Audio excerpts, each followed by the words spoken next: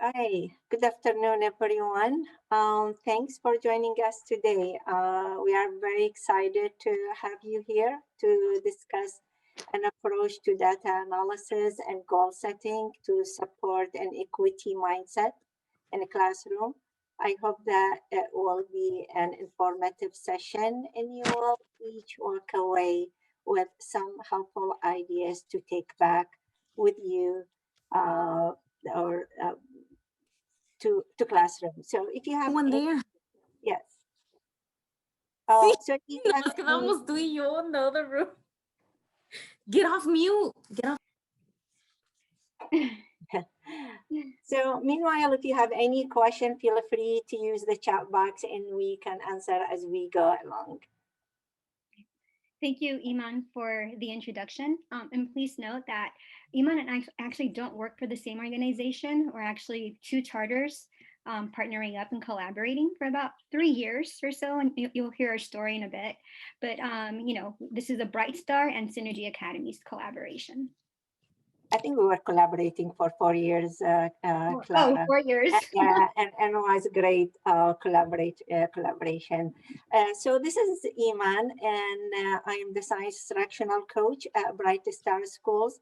I'm also the science PD coordinator and induction mentor, which is one of my favorite roles because I love mentoring and supporting teachers and ultimately students.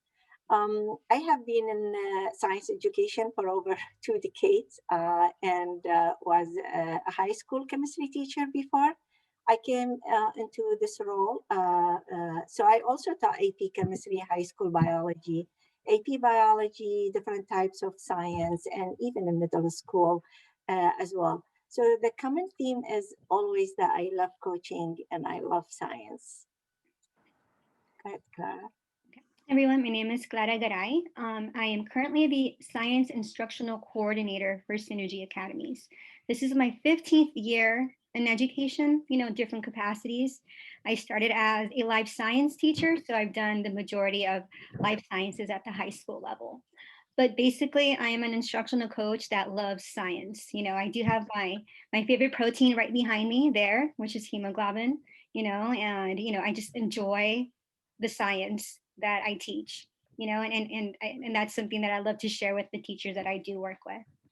And here in purple, I included this specific, activity or program that Eman and I collaborated on because it's how we met and how we began our partnership. So for Synergy Academies, I organized and coordinated a Japanese lesson study science collaborative where schools came together and we observed each other. We planned a lesson, observed each other, and analyzed lessons for review. And this is how, Eman and I began our journey together. And I'm very grateful for her and her collaboration. The And same thing with me, Clara.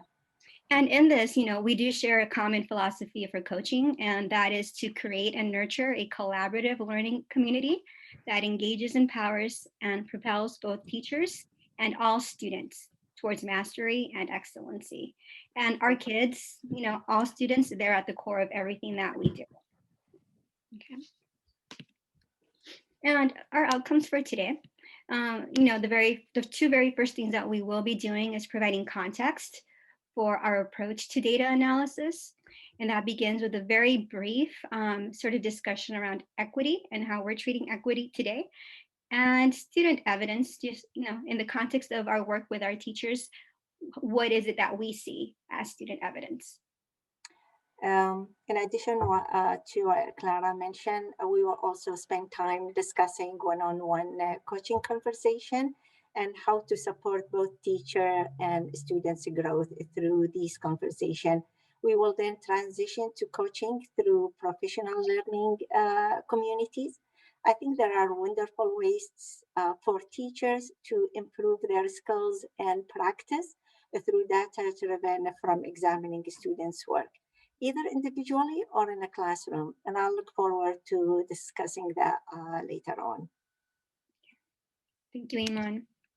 Okay, equity. So, we just want to sort of survey the room and kind of gather your ideas for how it is that you see equity.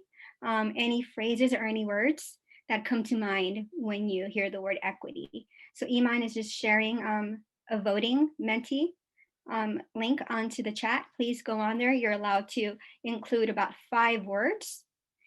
And while you guys are typing in your 5 words related to inquiry, I'm going to go ahead and share here. Share our word cloud. Oh, wow. Awesome, awesome words. We have elevate, redistribute, meet, elevate, inclusive for all, accepting, valuing.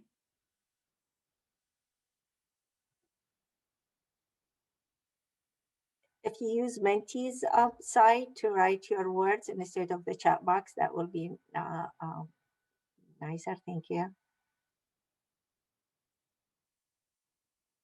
Individual, needed, awesome. Equality, meeting everyone's needs. Inclusive is getting just bigger and bigger. It's inclusivity, justice, access. Individualized, so important. You know, actually individualizing for every student, every single student. Knowing students, that one is powerful. Respectful, flexible, leveling the playing field. Dynamic, fair. Awesome, guys. This is great. Belonging. One of the things that I'm really much appreciating is the acid-based vocabulary that we're all coming into in terms of equity. In the chat, I'm seeing freedom from bias. I'm seeing impartial inclusiveness.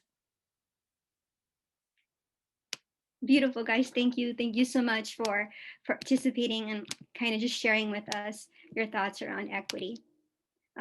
Because, you know, in this collaborative nature, you know, in this PLC, we all come in with similar approaches, similar ideas, and, you know, and I'd love to hear what you guys are coming in with.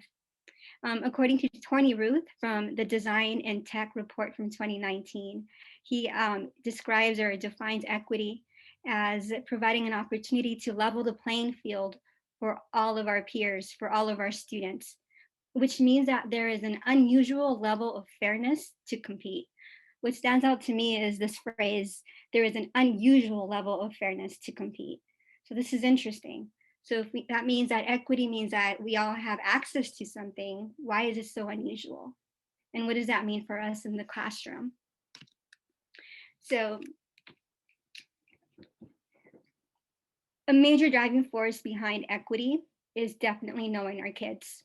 Who is it that we're servicing, right? And in the coaching sort of arena, you can also say that we also know our teachers. But in the context of the classroom, we have to find ways in which we elicit student voice, right? Which means that we are collecting a lot of formative data. And that comes from providing opportunities for our students to collaborate, communicate, to reason either in writing or out loud, to goal set, to reflect, to self and peer evaluate. And, you know, in thinking about the tasks, you know, are our kids really synthesizing and analyzing information? So again, these are different ways in which we approach formative assessment. But as educators, like, what do we do when we have a classroom filled with students? Like, what are we actually listening to? With what lens should we be listening, right? So on the right-hand side, we see some prompts here. So as a teacher, what do I listen to? What are my kids understanding well? What are the strengths? What do they know? What additional supports do I need to provide to make sure that they're all being met, make sure they're all achieving mastery? And so important is intervention needed, right? And even intervention, you know, you're not just, you know, trying to meet the needs of our emergent bilinguals or our special needs students, but, you know, our students that want more, that need the challenge. You know, they're also included in this. How do we make sure that we are targeting and supporting all of our students? So, Yeah. like to invite you, sorry, Iman, I included this. Oh, no, go ahead. Just take 30 seconds and pause and reflect. Again, because we're all coming into this environment with working knowledge around equity and student evidence. So reflect for about 30 seconds. You don't have to share out loud, but how important is eliciting student voice to promoting an equity mindset in the classroom? Just gather your thoughts for a bit.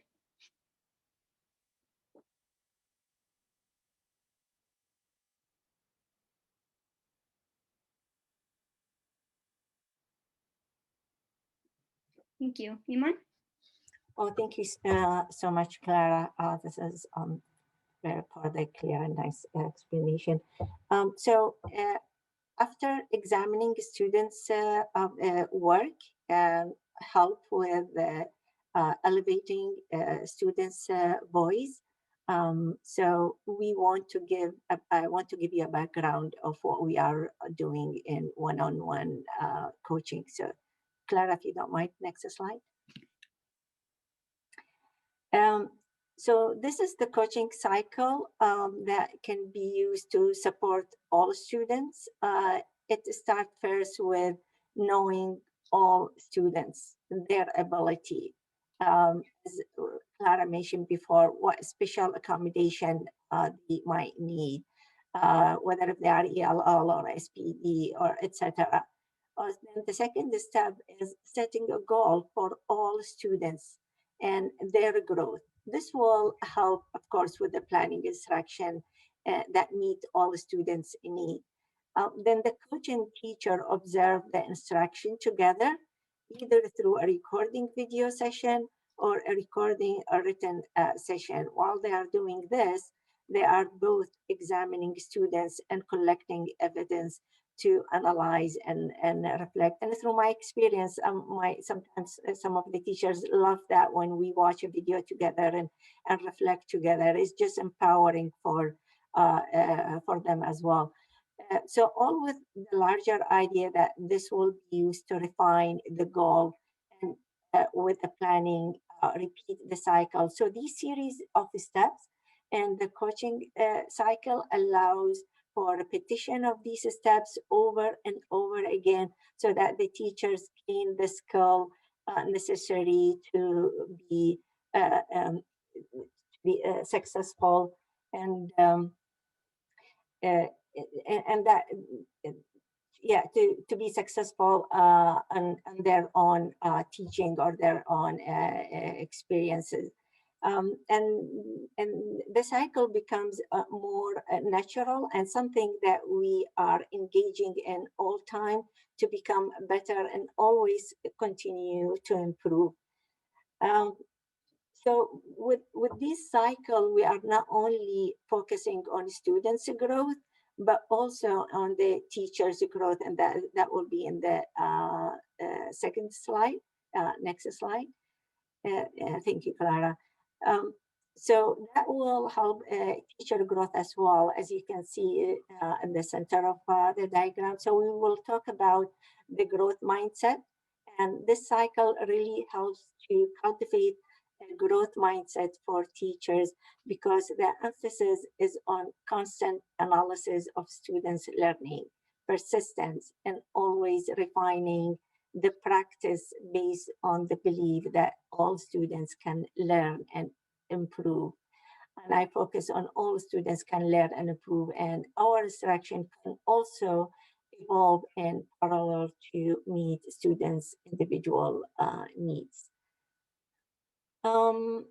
So the belief that all students can learn is very much grounded in equity, and we use the same equity lens and PLC as well. That's Clara and myself who will do one-on-one coaching, and we do PLC as well. So now we are going to transition to you going through and experiencing work samples. You have two choices to choose from. Either you examine teachers' work on one-on-one coaching sample or examine students' evidence of learning during a PLC. You will go into breakout rooms in a little bit to discuss your choice with your group. First, please take time individually to go through the work sample and then discuss it with your colleagues in your group. Be ready to share your experience with the whole group when you come back. So any questions before you go into breakout room? Quick note, Eman. Yeah. I just realized that we're part of a larger breakout room and we can't break out into additional breakout rooms. I see.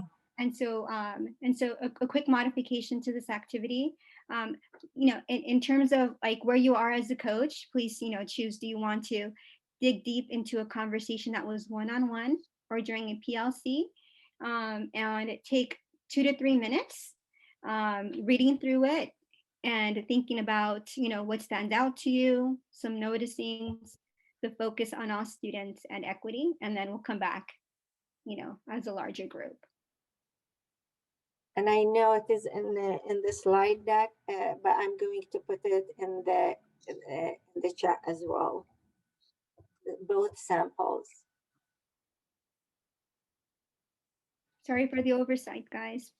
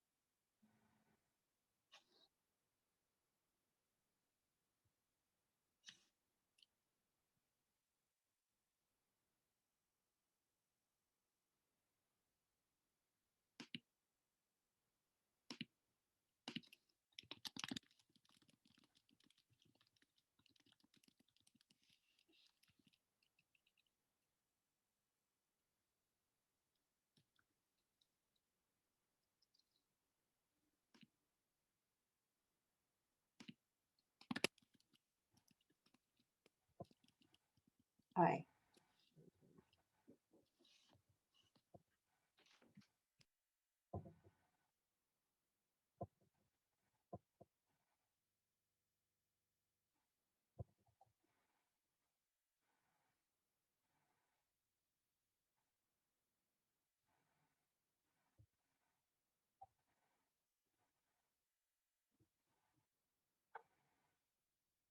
I also shared the link to the slide just in case if you did not get it in the beginning.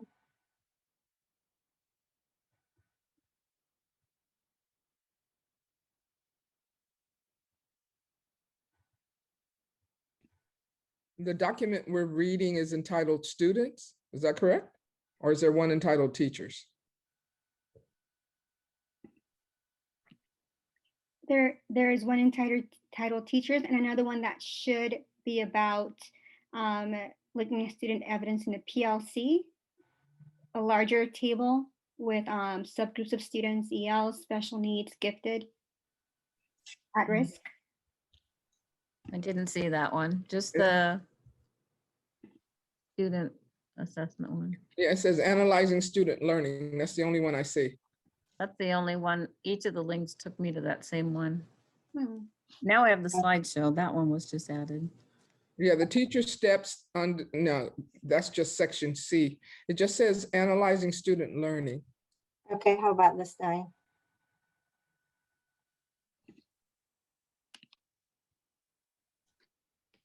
Thank you, Eman.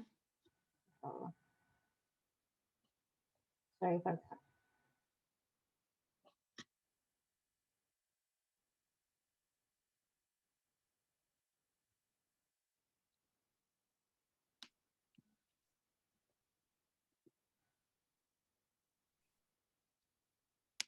So this one says data collection. Is that the teacher one?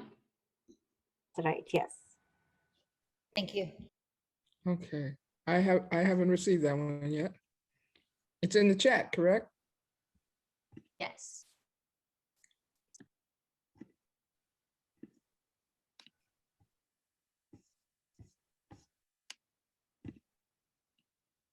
yes. Thank you. No You're problem. welcome.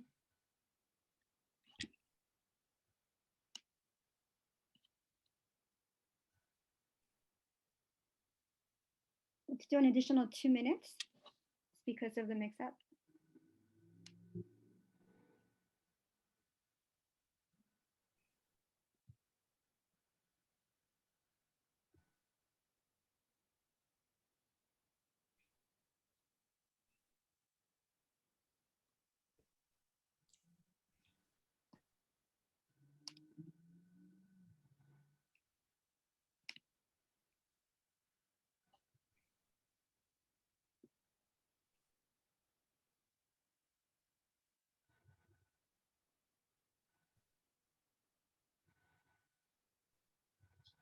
We actually couldn't provide access to the student samples, but you do have access to. Thank you.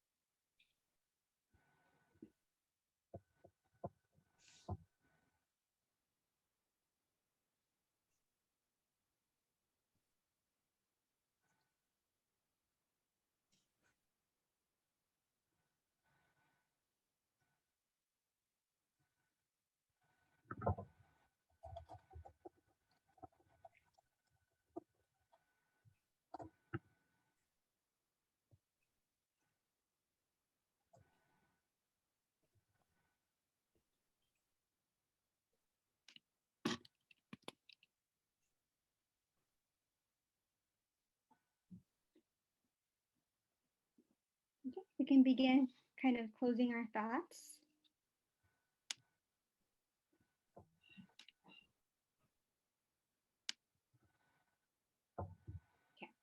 Okay, so we're going to modify our discussion because of the breakout room situation. However, this is the plan.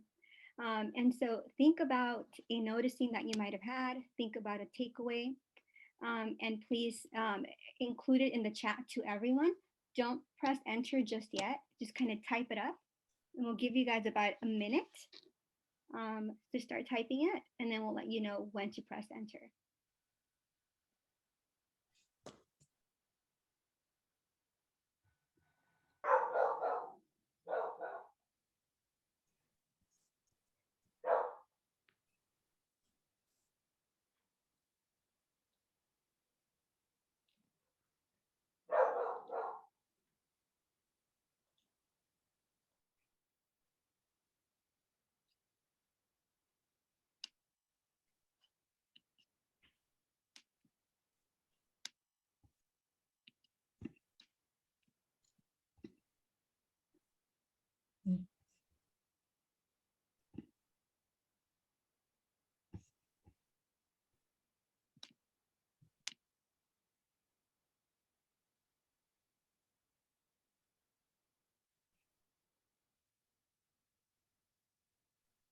It's been about a minute.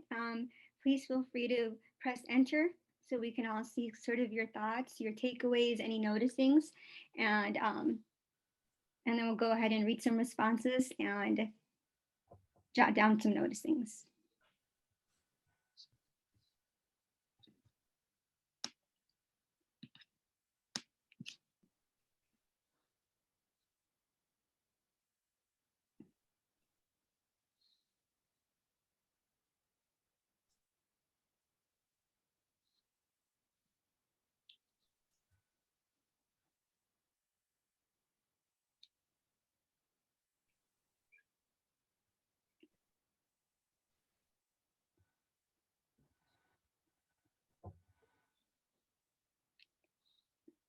Thank you, Laura. Thank you, Larissa.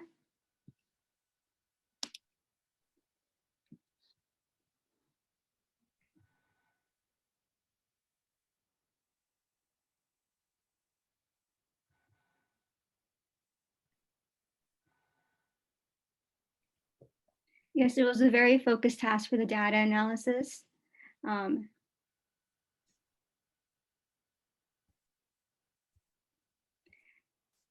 the level of discussion for the student work analysis in the PLC did vary in levels, and it actually came at the end of the semester after, you know, tackling a few cultural sort of norms for the PLC.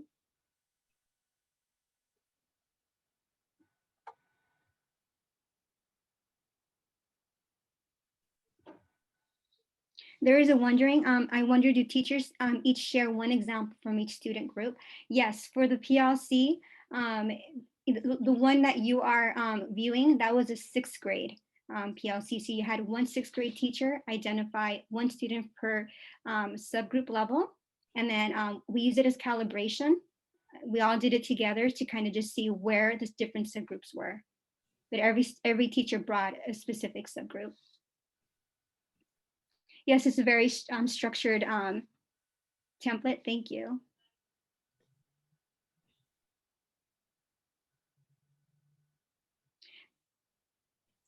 And Eman, if you see any comments very directly aligned to the one-on-one coaching, feel free to add on. Yeah, or do it's so the analyzing students' learning. I know that Jenny mentioned that teachers can clearly sort their thought, the information, and yes, specifically this document, the teachers compared the 3 different assessment and got to the conclusion it was like a teacher work and she can identify the gaps in the learning and how to empower her students. And yes, the questions help the teachers to develop next steps. It's always after the discussion is always what is next step and how, as a coach, how can I support you with your next step? So kind of hold them accountable for improvement.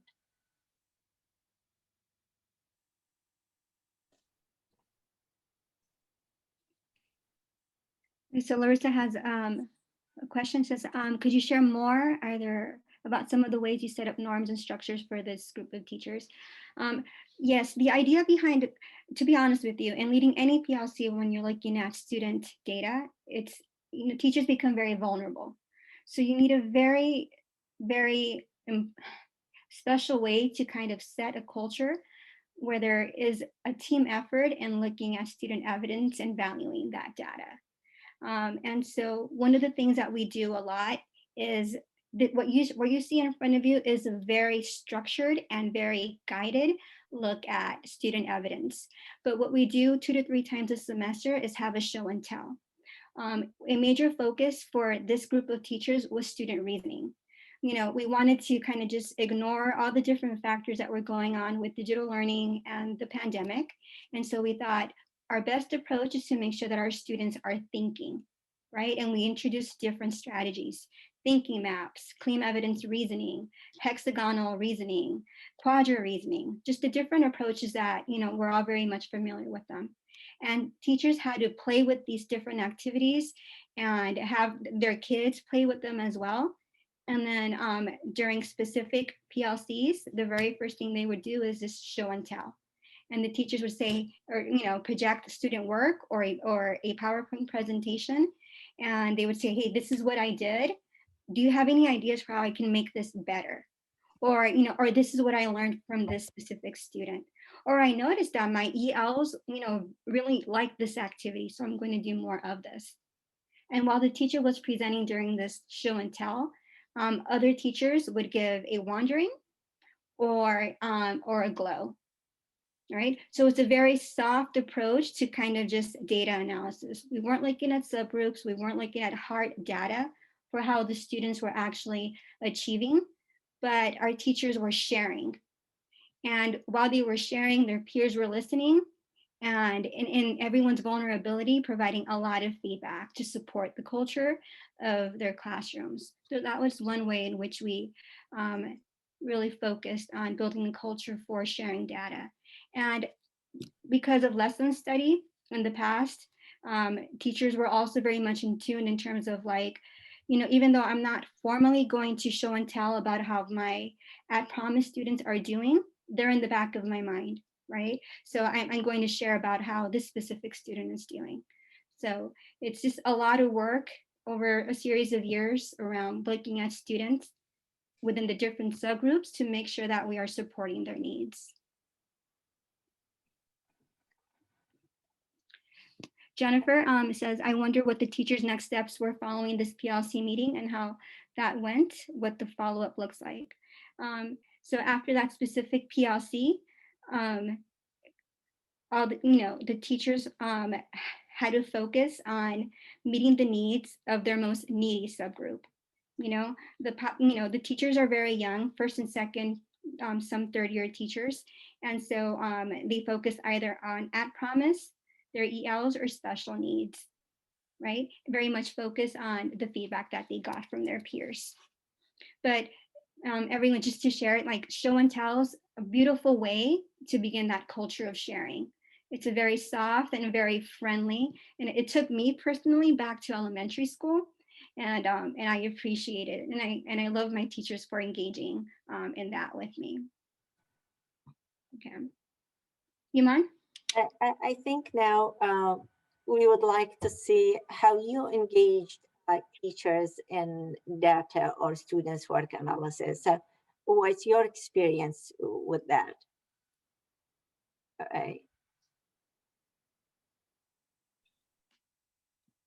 So you can either in the chat box or you can like turn on the mic and share your experience with the colleagues. That would be, it's great to hear from you as well.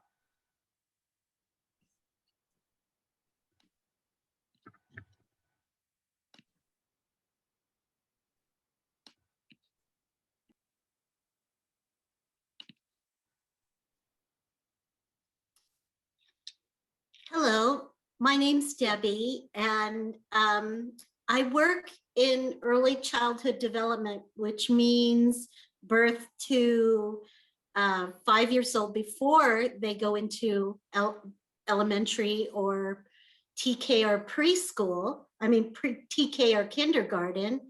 But we assess the children using a developmental profile, and all the data is placed into a database that gives us reports. And that data, we decide on where to focus our efforts based on the needs of the children. So very similar to the reports that we just reviewed for the students. And so we use data to help us with children who are our ELLs or our ELs, as you call them. And it really helps us see concretely, not just from our observation and from what we think we know about the children, but statistically, what is really happening. And it gives us that it's unbiased because it's based on what the children's, what they're actually doing. So we're able to build in supports where children need them and provide also some supports for children who may be overachieving in some cases.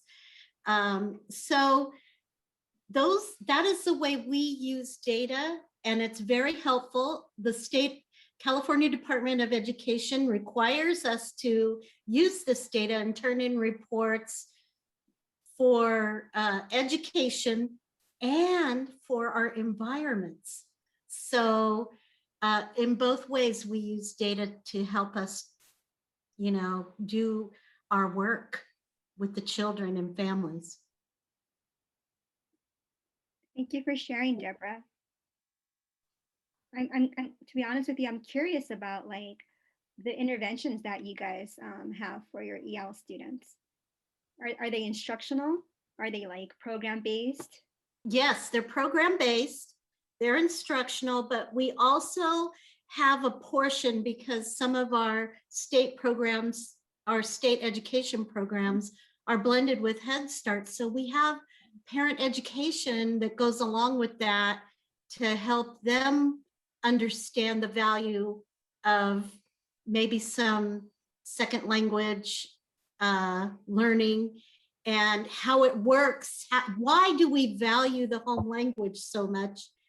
You know, so there's education that goes all the way up and down.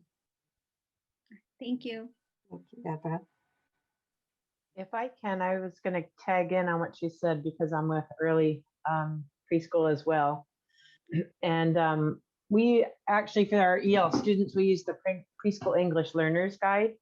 I don't know if you're all familiar with that. Deborah, do you guys use that tool? Yes, we call it the Pell Guide. The Pell Guide, of course. I didn't want to use the acronym just for people that might not know what it is. But we also use like a planning cycle, you know, to work with the children. So you observe, and then, you know, you get this evidence or data, and then you go back in, and then you have a plan. So that's what I usually help them with is, what's your plan now that you have, you know, this evidence? And anyway, I think it's been really effective. And I actually get to have the opportunity to coach all of the instructional assistants at our district. And so we actually just had some professional development on the Pell Guide for them. And then I met with each of them separately to just figure out what they gathered from the professional development and then how they could move forward to support the teacher with what they did.